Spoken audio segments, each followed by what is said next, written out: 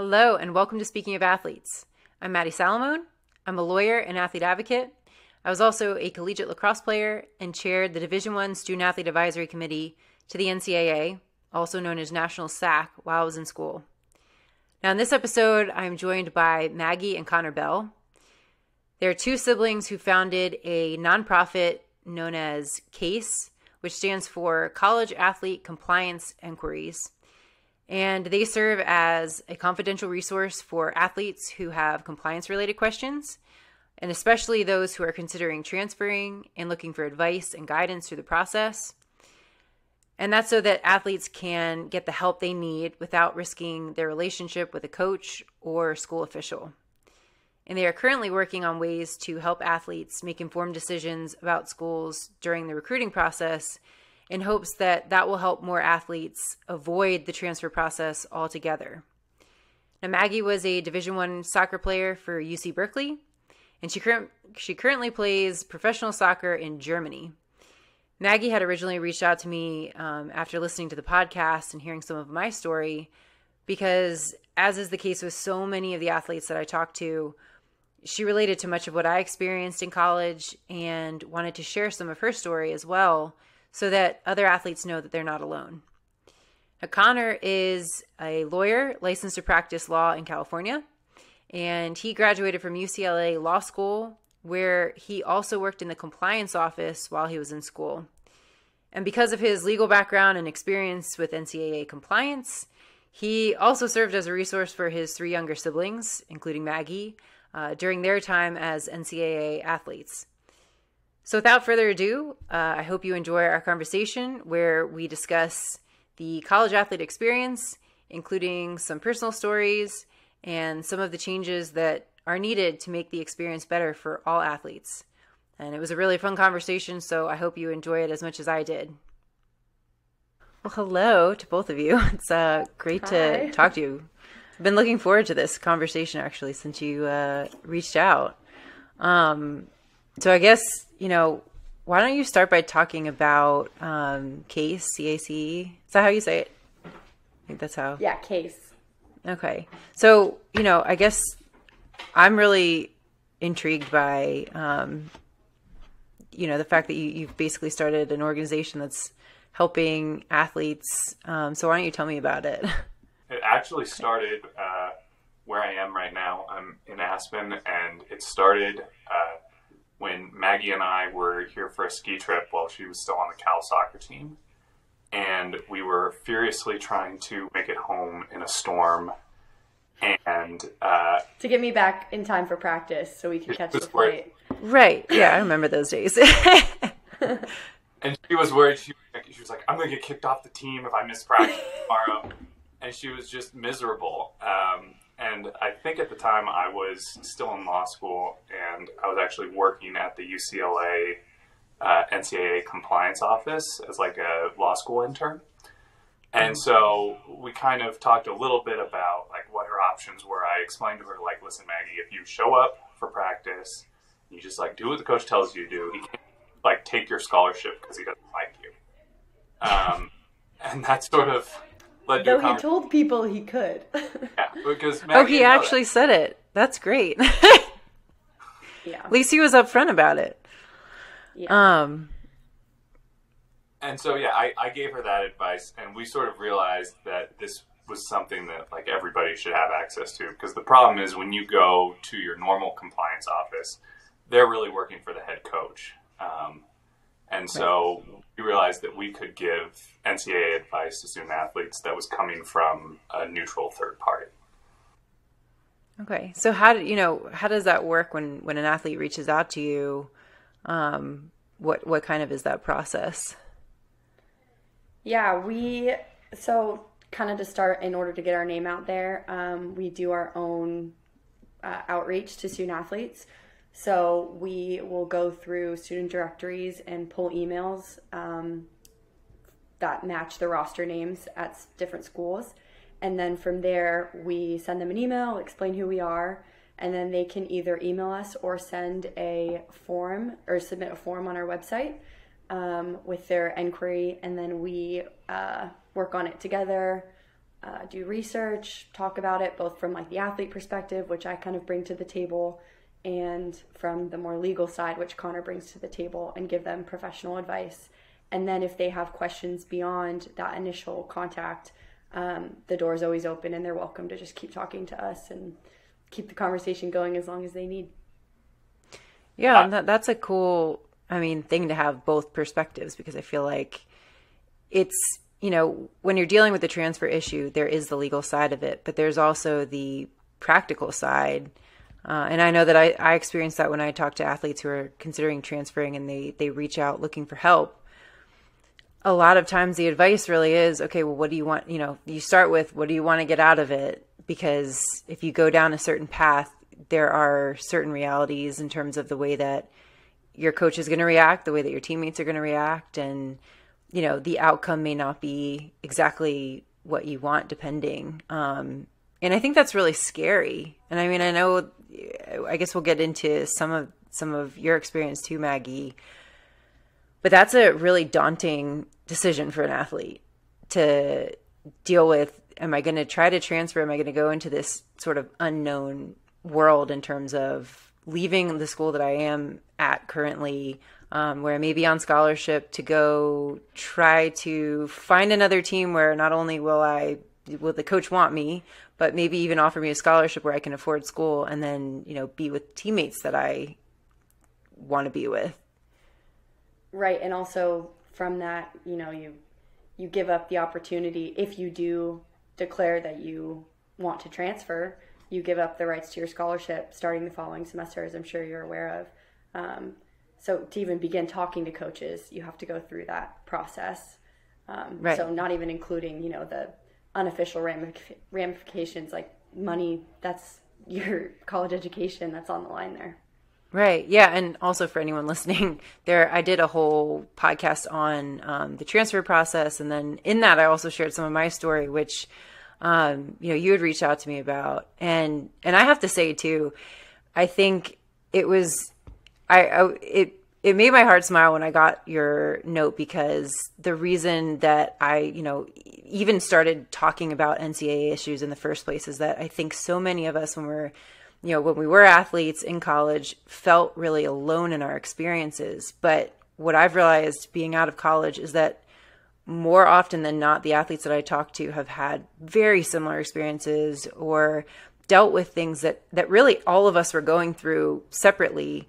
But I think that when you're an athlete, you have a certain mindset that you can't talk about things, and whether that's encouraged by the coach or whether it's because you want to be a good teammate and be positive all the time, you can feel really alone. And so I appreciated you reaching out too, just to, let me know that not only was it impactful on you, but even to encourage me and say that, I wasn't alone, which I appreciate. So I don't know how much, if you want to share some of, your experience in college at all, and what kind of, even why you may have been thinking about transferring, because I think many of us have. Yeah. So I committed to Cal Berkeley when I was, 15 years old. I was super stoked about it. And just to preface, it's an amazing school, and I very much enjoyed my time there, but parts of it were not perfect, which is why I was thinking of transferring. I had a pretty toxic relationship with my coach.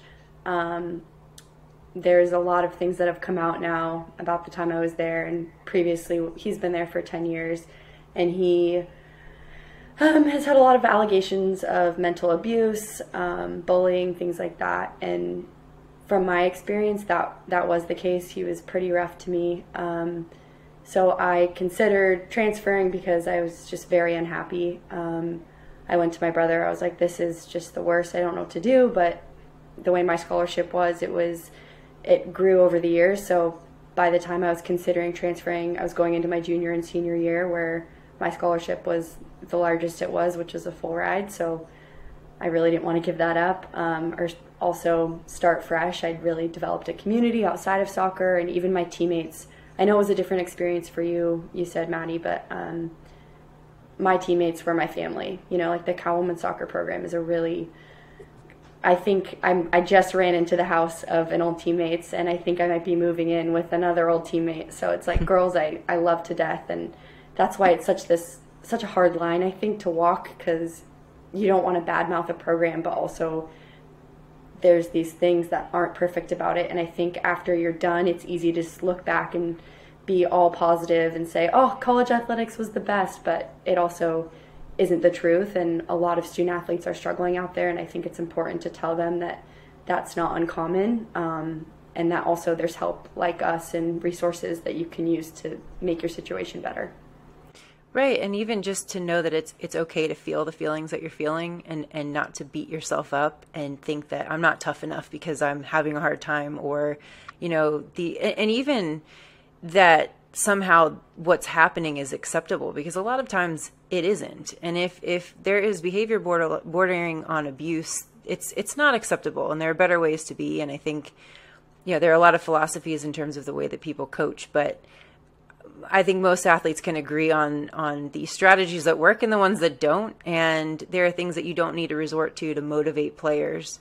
And I think especially women, and I'd argue men too, but I think from my experience, I never felt like I needed to be screamed at. I never needed to be insulted to be motivated. I mean, you get to a certain level and you want to do the best that you can every day. And when you're doing your best and when you're not. And you don't need anybody to tell you that. You don't need anybody to tell you when you've made a mistake. What you actually need is someone who's going to get in there and be like, okay, so half the time you need someone to stop you from beating yourself up. And then say, okay, did you notice this? Or here's what I saw that you can do better next time. And I think that coaches don't always think about that. But, Conor, I'm wondering from your perspective, because I have two younger brothers, and it's really funny because I always felt like I was protective over them. And I think as I've gotten older, I realized there is this just innate, protection that a brother feels over a sister. So I'm wondering, when you kind of were listening to Maggie and seeing what she was going through, like what was going through your head as a family member, as a brother? Yeah, I thought she should transfer based on the experience she was having. And that was not taken lightly. I got all of that. But even knowing that, I knew the kind of soccer player she was. I knew how she was recruited out of high school. And I knew that there were programs that would welcome her in. I know that you love soccer, Maggie, and I think that you were happier if you weren't playing in that, whether that was club in high school or even professionally. Even though it was hard playing in Europe, I think you loved the game more when you were away from Neil McGuire. He just tried to take the game away from you, which was horrible. Yeah. Yeah. No, and I think. Go ahead. I was just going to say something we've seen with clients who've come to us and been in similar situations is it's not just one coach. Unfortunately, people in that position of power know they're in the position of power, and I don't want to badmouth coaches everywhere because there are some great coaches, but there does need to be change across the board. Oh, absolutely. And I think it's so much more widespread than the NCAA will admit, than schools will admit. And, you just hear story after story after story. It's almost like there is a playbook that has been passed around to bad coaches about how to treat players and how to kind of psychologically abuse. And I honestly don't know if some of them in their heart of hearts think that they are motivating players, or that is a good strategy, but it doesn't feel that way when you're going through it. And, nothing is sort of done. And I think it's interesting to see when stories are made public and the details come out, a lot of times a coach is reinstated, or there's no significant ramification for the behavior, or, people at the school come right out and defend them. And we had both of that with my coach. He's still instated, been there for 10 years. And it's so unfortunate too. And I think too, the other thing is that you're always going to get teammates that will sing the praises of the coach, no matter what, because I think there are always people who feel like they owe a debt of gratitude to the coach, whether that was because, you know, they got them into a school they didn't think they could go to, or whatever the case may be, or they played them the way, you know, whatever. You're always going to have people who are beholden to the coach. And then it makes it really difficult when the facts are coming out, because those athletes tend to band together and kind of put up a big stink. And we've seen that across the country. There was a case with Nebraska softball where that was the case. You know, you had this just overwhelming evidence of abuse and the same stories by all these players. And then you had former players coming out and saying how wonderful the coach is and that none of this was their experience. And, you know, she gets reinstated. And it discourages people from coming forward then. And I think at that point, you know, the transfer process is sort of the only option that players have in many cases, and it's so scary. And it's also another reason why I've always felt like the more open that you have the transfer process, the more that people understand about it and are able to take advantage of that option, you will start to see across the country where there are bad coaches, because people will be leaving in droves.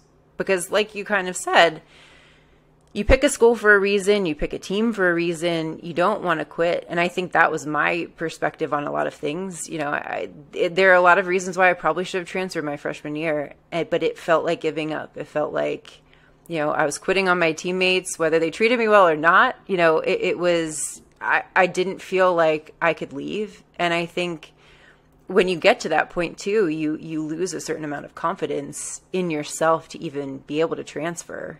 And it's difficult, and the rules are such that, you know, even being able to talk to another coach to gauge their interest, because you may have been recruited by a lot of different schools, but it doesn't necessarily mean that coach wants you now that they have their team and they have their recruits and they're already kind of rolling along that process.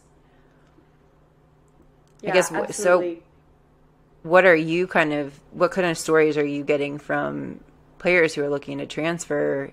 You know, I imagine that's a big question that they will ask you, but I want to ask you. That brought up, that rang so many bells for me. Like what you just said, I had like 10 things I wanted to respond to about that. Well, go ahead. To start with your question, unfortunately, we kind of have to tell student athletes, one of the first things we tell them when they reach out is, listen, this is what the process is. We lay out the process to them, but we tell them, you are going to expose yourself a little bit here when you enter into the transfer portal, because once you enter into the transfer portal, coach knows that you're trying to get into the transfer portal, and you have no idea what the interest of other coaches is. One of the things we do suggest to them is to start down the path of academic transfer first, because then they know at least if they're going to like have a decent chance to get into the school or not. And they can reach out to coaches and let them know that they're applying, but the rules make it so that the coach can't respond to them. But going back to what you were talking about in terms of it feeling like there's a playbook and that certain coaches are doing the same thing, and that we're going to be seeing students transfer in droves, and that's how we're going to know if which coaches are good coaches, which coaches are bad coaches. That's sort of the heart of the project that we're working on now, actually, which is to try and sort of numerically determine what percentage of players coaches are retaining. Because I think that's sort of the ultimate, way to judge whether people had a good experience or not. And actually, you're sort of an exception to the rule, I think, right, in terms of being somebody who stayed for 4 years, even though they had not a great experience, and Maggie too. But I think in a larger sense, if you look at the data from a coach's entire time at the school, which is what we're starting to do now, you start to get a more developed picture of, okay, are people leaving this program? And if so, do I need to look into why? And we think that's really important information that recruits are going to be able to get, because coaches do put the person who sings their praises in front of the recruits. And so the project we're working on right now is basically trying to pull back that curtain a little bit whether it's by giving hard data to student athletes or putting them in touch with not just the person who's been in the program for 4 years and is the captain of the team, but the person who was in the program their freshman and sophomore year and maybe is still at the school but now is not on the team for reasons we don't know. But the recruit can reach out to them and find out. Mm. No, that's extremely valuable information, and everything, what you're saying about recruiting, I think I had a very difficult time, and Maggie may have had a similar experience when I was put with recruits. I value truth telling, and it became very difficult at times to, not kind of betray your team, but also not sort of trick people into coming. And sometimes it felt that way. And then sometimes there were people where I was like, you might be a good fit on this team. I think it's easy to maybe not necessarily feel that way all the time. And I guess you had a different experience somewhat. But there were things that I just felt like I want to be genuine, but this is tough. And I think over time, I maybe wasn't the one that was put with the top recruits that they're trying to get in, because frankly, I wasn't going to sell the school the best, or not the school. And this is the sad thing. I loved my professors. There are so many, the athletic department. I can't speak enough of some of the people that helped me along the way and that were there for me. But my experience on my team was very different than I thought it was going to be when I came to school. And I think you make peace with it in different ways, and certain of your teammates can get you through it. And they're teammates of mine that I still, I think very fondly of and still keep in touch with. There are other ones that I'm like, okay, it was nice playing with you. And I think that, and that's normal. And I think I came from, probably like you, a really amazing experience with my club team. Like, they are still some of the people that I care about the most of this world, no matter how often we see each other. Those were the best playing days of my life, because we really genuinely loved playing. We loved each other, and we were really successful because of it. And I wouldn't even say that we had collectively the most talent, but we won a club national championship because we knew how to play with each other. And I never experienced that in college. It wasn't the same. And I felt like, wow, I feel like we're competing for a national championship. We should be the least selfish ever. And it didn't always feel that way. And I think coaches can add to that, because, I guess I'm wondering from your perspective, what I've noticed a lot and what I hear from a lot of people who are looking to transfer, going through something, is that the coach has one idea of who belongs on the field sometimes. And I think the players often have a drastically different opinion. And I think even the parents and spectators watching performance in game. And I think one of the first things that coaches often say when they're talking about players transferring is, they're being selfish. They're just not playing and da-da-da-da-da. They just they don't have what it takes to stick it out. And I guess my thought on that, and I'm wondering if you agree, is that, if you're not being valued enough on your current team to be actually on the field at that level, and there's another place that does value enough to play you, I don't see it as extremely selfish for you to go to a place where you're valued and where you will have a better experience, versus being on a team where the coach doesn't value you, maybe doesn't talk to you because you don't play, which is a lot of people's experience, or isn't honest with you. Because I think that's another thing that happens, is that players, you go in and it's not like talking to an employer. In the work world, if you have an issue or you want to know how your performance is or what you can improve, you go into your boss's office and you talk about it and you have an adult conversation. Sometimes when you try to do that in college, you are immediately labeled as selfish, and the coach doesn't want to have an open and honest conversation with you about, okay, how is my performance? What do you think are my odds of playing? It isn't to be selfish. It's, what is it about my performance that you don't like? How can I improve it? So I'm wondering if you had, Right. similar. You can even frame it, 100%. I mean, you can even frame it as, what can I do to help the team? Like, I want to be on the field. I want to be able to be out there and, fighting along with my teammates. Yeah, definitely what you're saying was very relevant in my experience. For one, I think soccer, similar to lacrosse, is such a subjective game, so it's not like track or swimming where it's times, right? So coaches they might not even know that their opinion of you off the field could be affecting their opinion of how you play, but I definitely think when coaches, have favorites, they can turn a blind eye to when their favorite makes a mistake versus when their not so favorite person something wrong. Absolutely. Some people can make 20 mistakes and some people can make 0. And that, I mean, yeah. So I think all athletes know that. Some people cost games over and over again, and other people make really great plays in games. Because I also think there are game players and there are practice players. And sometimes coaches too often favor the practice players, where I think that there are a lot of different things that go into it, but for sure, coaches have their biases. Players have their biases too. But I think more often than not, you will get a lot of teammates, whether they like you or not on a field, you can be really pretty objective about, okay, well, this person did really well. This person typically does really well in these situations, or we need them out there. They have a different energy. Some players just, you have more confidence when they're out on the field because you feel like anything could happen. And those are important, I think, intangible aspects that you can't always put into words. And you can't always get out of practice. And the players' opinions don't always line up with the coach's opinions either, unfortunately, for a variety of reasons. It could be the politics behind it, or they just think differently. But you're right, it does happen.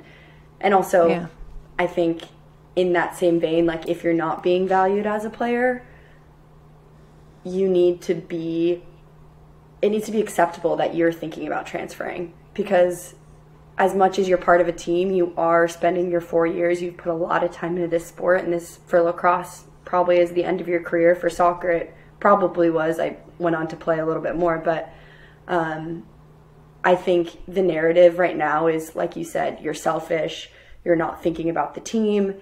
And I actually had a coach, my coach at Cal told me this. He said, I'd rather have some of the players, if I'm not sure if a player, when he was in the recruiting process, he said, I'd rather have them sitting on our bench than have them playing against us on the field. And I think that's a very common thought process for a coach. And, if they're really concerned about winning, sure, that makes sense. But as an athlete, that's hard to hear because you want to play. And I think all athletes can sympathize with that a little bit.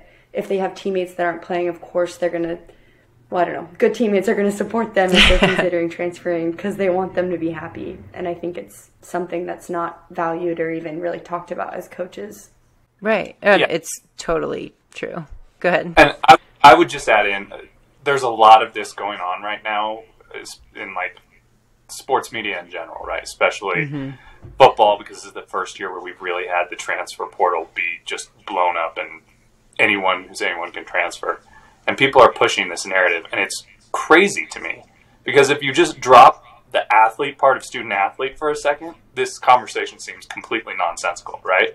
Like, when do you stop a student from transferring?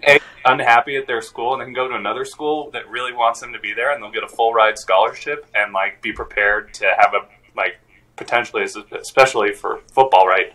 Like potentially have a good pro career because of it. Like, it's insane to me that we talk about it being a bad thing for people to transfer. Yeah, and I think I read When I think I read a statistic a while back that showed that the transfer rate of athletes is so much lower than the national average of students in all years of college. Other people don't give as much thought to it because if they aren't happy, they go.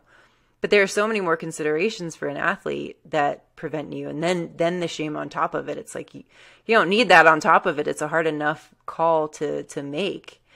And it is just, it's wild to me that coaches can't put aside their own egos a little bit and really think about what's best for an athlete. But so often when a player is considering transferring, it's like a switch flips immediately in the coach and the way that they're treated. And I think that's one of the biggest things that I tell people who come to me and asking about transfer is okay, really think about this. If this is what you want to do before you broach the topic with your coach, because understand the second you put your name in the portal, the second you have that conversation, it's going to be a different world for you. And even with teammates too, because I think that is, and I think it's the job of the coach, frankly, to keep and maintain a good team culture. And I think they don't always, because they don't always have a good gauge on how their players are doing and how their players are treating each other. And, I don't care what anybody says. I think it comes from the top down. And I'm wondering if you guys get that, feedback when you're talking to players who are thinking about transferring too. I feel like a lot of them go to their family first, and then maybe approach the subject with one or two close teammates. But I think probably they're scared because, for us, there was someone, you were always worried that word could get around, get back to the coach. So as much as, I was really lucky. I had some teammates who were definitely a safe space for me to talk about my problems. But if you don't have that confidence or that relationship necessarily, it's hard, I think, to bring that forward into the athletic world and say it out loud for real to someone other than your parents. And I think that's a problem we still struggle with at CACE. We're reaching out directly to student athletes because we want to offer some level of expertise to them before they go to their coach first. And I remember when we started doing it, Maggie told me, if I had gotten this as a student athlete, I would have thought it was like some trick from my coach to see if I wanted to transfer. People, that's a good point. Amazing. And I think it's partly because the people that you're told you can trust within the athletic department, sometimes you can't trust. And sometimes it isn't even because these are bad people. But if you think about the way that an athletic department works, it's the same way that any other environment works. They're friends. They talk to each other. They, some people gossip about the athletes that are at the school. Not everybody. And some of the people that you really feel like there should be a confidential relationship with, like a sports psychologist, doesn't necessarily keep everything, close to the vest, so to speak, and things can get back to a coach. That was definitely the case in my experience. We didn't even have a sports psychologist, but like compliance department was the, go-to source. And I've heard stories of, I didn't even try going to them just because I'd heard these stories, but the idea that confidential is confidential was not the case. Well, and that's crazy because the people at the compliance department, a lot of them are lawyers. A lot of them are lawyers, yeah. They're school. They have a duty to tell their client, the school, about things that could hurt them. Yeah. Why don't you kind of explain the lawyer philosophy in terms of client confidentiality? Because I think not everybody totally grasps the concept. Yeah. How you think about when you talk to people. Yeah. We just make it really clear, right? It's not going any farther than the two of us. And then if they want it to, we actually have somebody who, how would you describe what our third member does, Maggie? We have a third volunteer consultant, Elena, who kind of specializes more in mental health in student athletes. I think she might have just finished her master's program with UCSF or USF. But essentially, if they feel like we can't answer their questions sufficiently, we do have a third person who kind of specializes more in the mental health and has a degree in that, who can help them, or we can point them to other resources we are partnered with. Yeah. But so basically the three of us are as wide as the circle gets, and we are constantly reinforcing that with people. It's all over our website, in the emails we send to people. Like, the first thing we tell people is we are a confidential third-party resource for us. Well, that brings up another question, because I'm wondering what you guys think about in the proposed new NCAA constitution. there is this idea that the senior women administrator is going to be is going to operate as an ombudsman and be the go-to person for athletes who have any kind of issue. I'm wondering what you think about that. I guess I can say this. I don't trust the NCAA to do anything well, honestly. I think the reason that they're coming up with a new constitution is because it's a broken system, and the major schools are just going to do away with the NCAA, I think, pretty quick anyways. I think it's something that a dying institution is doing to try and save themselves. But that being said, if it doesn't die, I think Conor and I, we've talked about, sustainable funding opportunities, and we would eventually one day like to get to the point where they recognize that our service is needed and maybe, donate to us and help us keep it sustainable for student athletes going forward. But yeah, I mean, it's the whole reason you wouldn't, if you were working at a normal company, you wouldn't go to the CEO if you had a problem.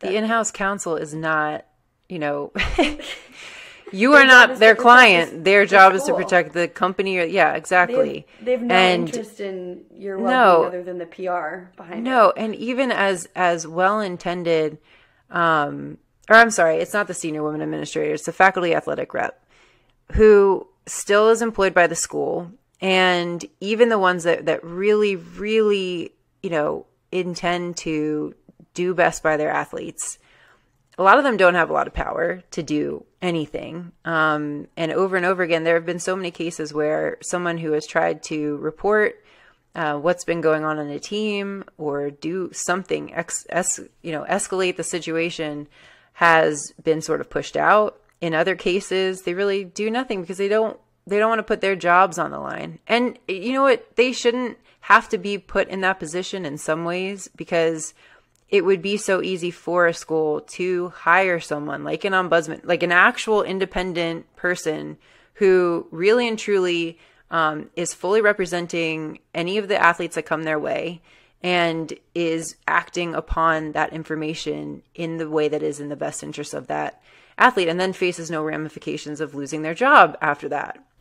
Yeah, the only thing that brings me like a glimmer of hope, because I feel like we're a lot of doom and gloom right now, but at least at the professional level, I do feel like athletes have started speaking out more, and it's been more accepted, at least in the women's soccer community. I mean, there was a lot of issues in the NWSL, if you guys have followed that at all. And I think probably 4 or 5 coaches were fired because of various scandals, but a lot of top athletes on the U.S. women's national team have put their foot down and said, I believe it was Megan Rapinoe said, I will not play for this coach. If they're here, I will go to a different team. And that's a big name to lose. So the idea that at the top, if there's trickle down, it is something that's being changed, and there's a little bit more athlete, or at least respect, or the advocacy they're doing for themselves.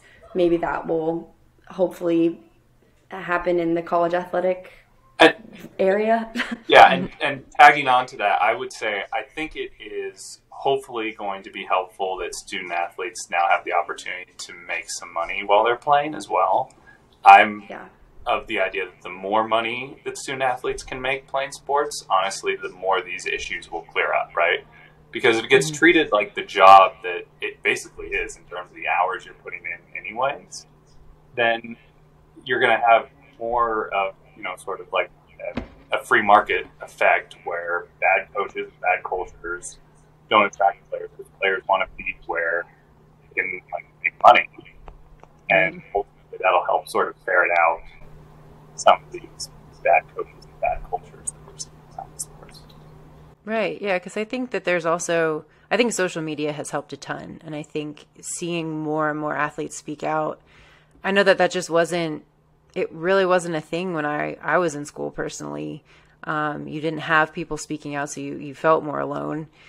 And I think NIL has had a way of showing athletes that they have more value than we've been previously told, and that the world might listen a little bit more to an athlete who's speaking out, especially than they even might have previously. because they have a different platform and they're able to use their voices more. And I think it's been more encouraged by a lot of people who kind of have had enough. And as more and more stories have come out, and more and more athletes are saying, yeah, I had the same experience. This is a major issue that goes on, and it has been going on, and people know about it because, that is the thing. I think it's been pushed under the rug so much. But most people who are involved in sports kind of have a grasp of how large the problem is, which in some ways makes it all the more unbelievable that nothing has been done up to this point, because it is such an issue. Yeah, I think a lot of it comes back to the fact that student athletes are amateurs and don't have the power. And it's honestly, it makes sense if you're the NCAA or you're the school, even though you don't want it to appear so, you don't want to give these student athletes more power, because then they're going to be making decisions that makes it harder for you, right? So if they're just, if they, feel like they have a voice, then they're going to use it. But if they feel like they're just lucky to be there, they're not going to choose to say anything or, break the system that looks so perfect and shiny from the outside. Right. No, and I guess, what do you think would have helped you when you were in college, to kind of deal with the things that you were dealing with? I was really lucky to have my older brother, who happened to be working in an NCAA office and be a licensed attorney. But honestly, something like CACE, and I think that's why we developed this organization, is to be that resource. If any student athlete comes to us, we want to, if we can't help them, point them to one of our partners that can. And I know I listened to your podcast where you talked about that book, What Made Maddie Run, and I think a lot of athletes have read it, and it's really sad and just something you would never want to happen. Someone to be so unhappy that they feel like they have no way out. And as, drastic as that might sound, it's not realistic. And I think that there's so many factors that play into that. And I think that book had so many really important things to pay attention to, just including the signs, I think, of when someone is struggling that much. And I think one of my issues with the way that athletes are handled is that it's usually pretty obvious that someone is struggling. You may not know exactly what's going on, but I think you eventually see someone who is just not their energetic self, is kind of more quiet, is sort of more reserved. And all of those things, I think, are problem signs. And I think that having a way to address it earlier and make it okay to talk about and make it more of an open conversation, it's hard.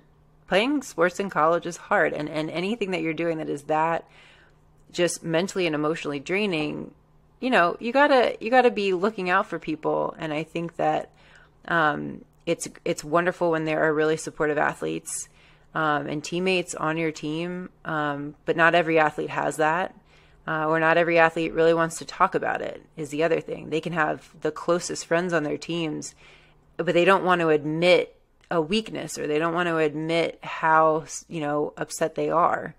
Those are difficult conversations to have.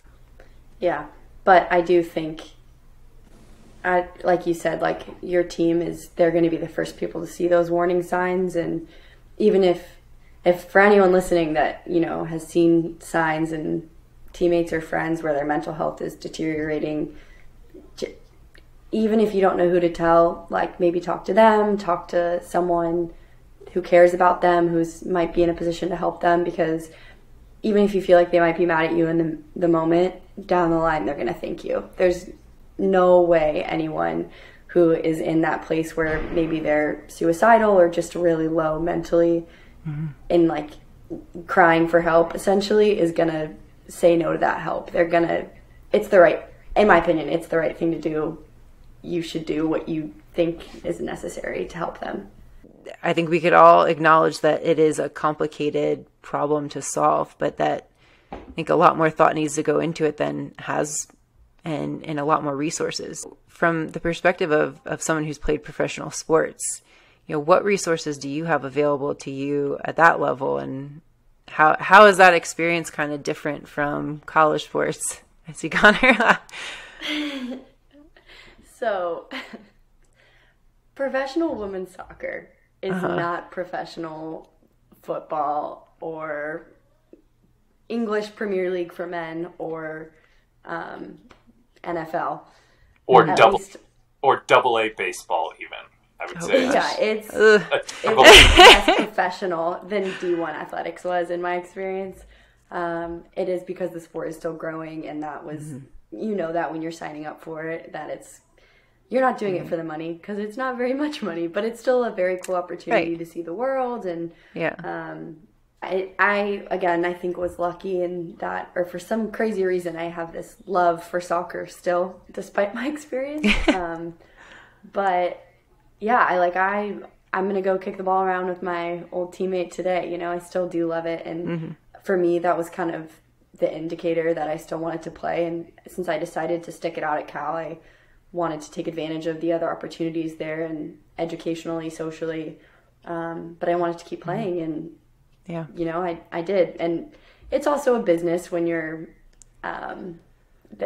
just, kind of disposable to them, unfortunately. But again, you're doing it for going into it with the mindset that this is going to be an experience that I'll never get again.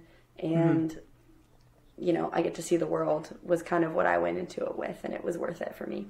Right. Well, I think you have to play for the love of the game, because it's too hard, I think, at any level. And I obviously can't speak for the professional level, but it takes a lot to, get out there every day and go and go and go. And, lacrosse was my first love, and it's still something where wall ball is still the best stress relief that there is for me too. I have like 3 lacrosse sticks in my closet, and every time I think about getting rid of them, I'm like, no, but because it is, you don't kind of lose that. And I think it makes me so sad when I do see that happen to people. And I'll say it took me a few years to really be able to play again and want to and enjoy it.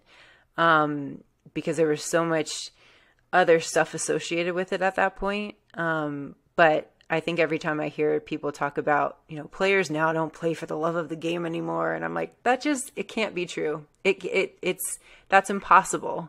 But no, athletes are allowed to be interested in other things too. Right. If you're playing D1 college athletics, you love it. And if you don't, you're crazy. I don't know how else to put it. The amount of time and effort and emotional toll that goes into the game. Yeah, you love that sport still. There's no way you'd still be playing.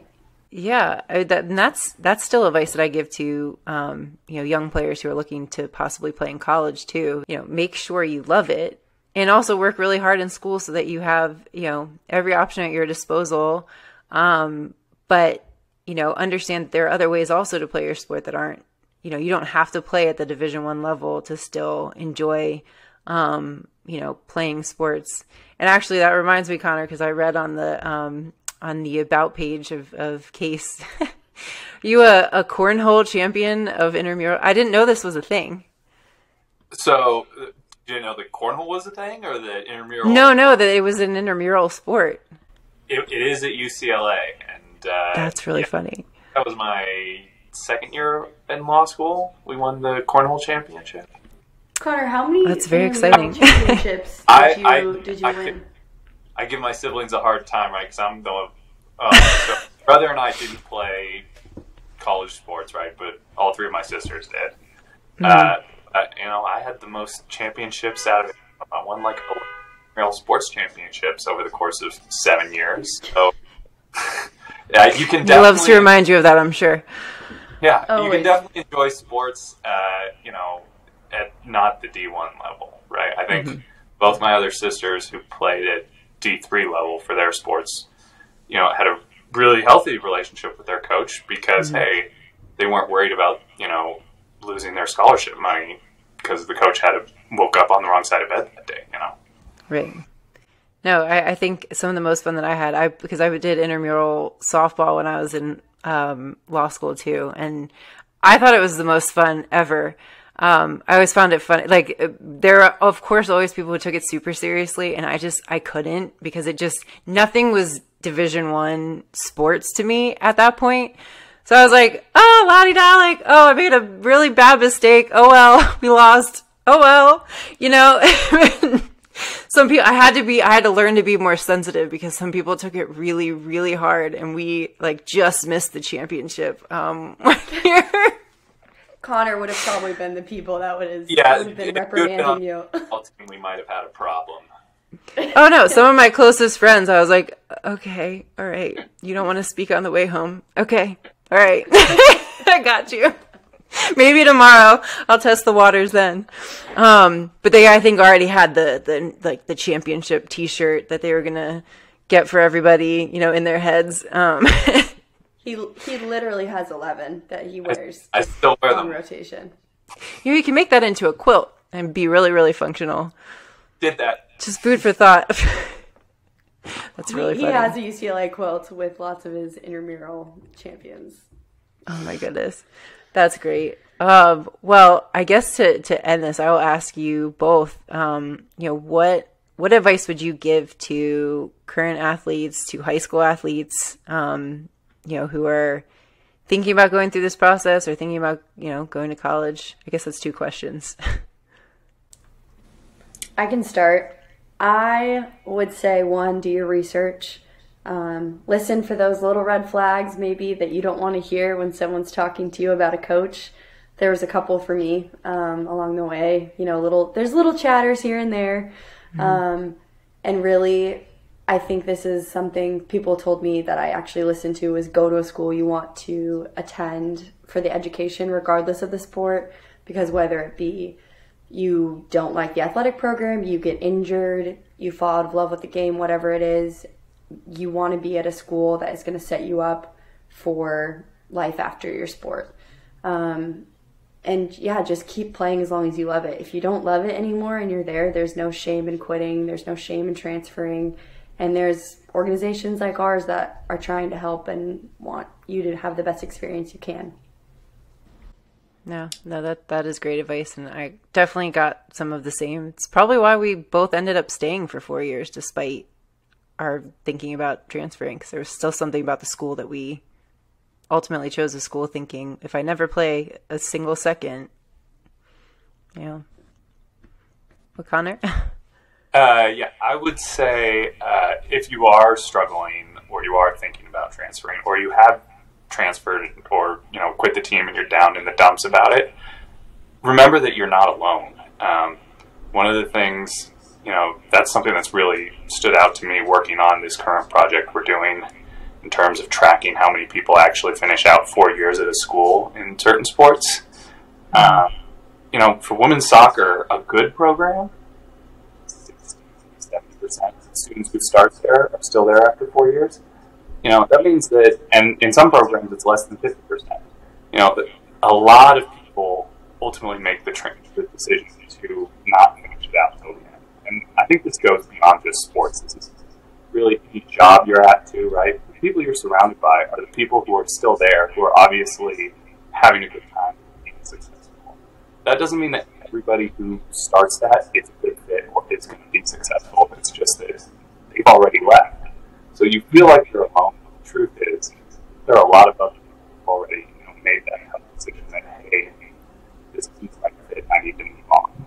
And you shouldn't feel like a failure just because you're surrounded by people who haven't made that decision yet or aren't going to. That's a really good point, actually. Comparing yourself against people who are there and enjoying it, because that isn't obviously every single person's experience. And I think you do start to hear more stories from former players, I think, after you've graduated. And I think there are things that I wish that people had been upfront about with me earlier, and opinions that people have. So I think that's the other thing. Within the sports world, certain coaches have certain reputations and teams have reputations, and you don't always get that as a recruit, but it's out there. And I think you start to realize that as a player. But well, thank you guys so much for coming on the podcast. This was a great conversation. And I'm definitely excited to kind of see more of what CACE does. And I think you guys are doing great work that is much needed. So thank you guys. Yeah, thank you. Yeah, we really appreciate what you're doing too, and putting out this platform where we can just have conversations like this, I think. That was Maggie and Conor Bell, founders of CACE. That's College Athlete Compliance Enquiries. And apologies for some of the sound issues. It made editing a bit of a challenge. But for more information about CACE, you can go to their website, caceanswers.com. That's CACE answers.com. This concludes our episode. If you found this episode valuable, feel free to give this podcast 5 stars, or like or comment if you're watching on YouTube. I'd love to hear what other topics you'd like me to cover more. Additionally, if you're interested in supporting the podcast, there's a link in the show notes, and it's much appreciated. Also, feel free to follow me on Twitter @MadSal15, and until next time.